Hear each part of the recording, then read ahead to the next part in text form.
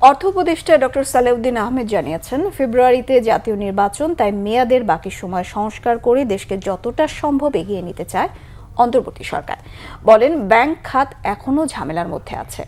আওয়ামী সরকারের আমলে দেশের ব্যাংকের খাতে যা হয়েছে পৃথিবীর কোথাও এমনটা হয় না বলে মন্তব্য করেন অর্থ উপদেষ্টা। গোলাম মাইনুল হাসানের রিপোর্টে থাকছে বিস্তারিত। মঙ্গলবার এরই মধ্যে জুলাই ঘোষণাপত্র প্রকাশ করেছেন প্রধান উপদেষ্টা ডক্টর মোহাম্মদ ইউনূস। আবার রাতে জাতির উদ্দেশ্যে দেওয়া ভাষণে ফেব্রুয়ারিতে নির্বাচনের কথা জানিয়েছেন তিনি। নির্বাচনে সুনির্দিষ্ট সময়সীমা ঘোষণা হয়, অন্তর্বর্তী সরকারের দিন গণনা শুরু হয়ে গেছে।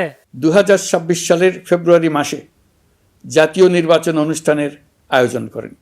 রাজধানীতে কৃষি ব্যাংক স্টাফ কলেজে জুলাই পুনর্জাগরণ তারুণ্যের উৎসব উপলক্ষে দেশব্যাপী বৃক্ষরোপণ কর্মসূচি উদ্বোধন করেন অর্থ উপদেষ্টা ডক্টর সালেউদ্দিন আহমেদ।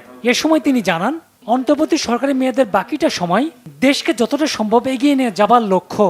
আমাদের সময়টা তো এখন বেঁধে দেওয়া হয়েছে, ফেব্রুয়ারির মধ্যে আমরা বিদায় নেব, কিন্তু এর আগে আমরা চাচ্ছি যতটুকু সম্ভব দেশে একটু সামনের দিকে এগিয়ে নিয়ে যাওয়ার জন্য সংস্কার করে সংস্কার চলমান প্রক্রিয়ার দিনের পর দিন এই কথা শুনতে শুনতে আমি একটু টায়ার্ড হয়ে গেছি। চলমান প্রক্রিয়া সবাই জানে, কিন্তু বারবার এটা রিপিট করার দরকার হয়। চলমান জীবন যেমন বহমান, সেরকম সংস্কারও বহমান, তবে আমরা কিছু বেশি জিনিস করে যাব।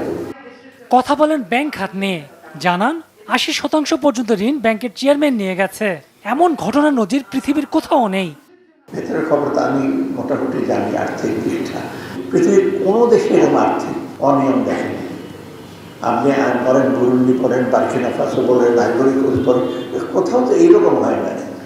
80% টাকা চেয়ারম্যান সাহেব নিয়ে চলে গেছে। ধরেন ডিসবার্সমেন্ট 20,000 কোটি টাকা, 16,000 কোটি টাকা নাই, সেখানে আপনার টাকা আছে, আমার টাকা আছে। সরকারের ভালো দিকগুলোর ক্ষেত্রে কোনো উৎসাহ না দিয়ে বরং ছোটখাটো ভুলকে বড় করে দেখানো হচ্ছে বলে মন্তব্য করেন অর্থ উপদেষ্টা। গোলাম মাইনুল হাসান, বাংলা ভিশন, ঢাকা।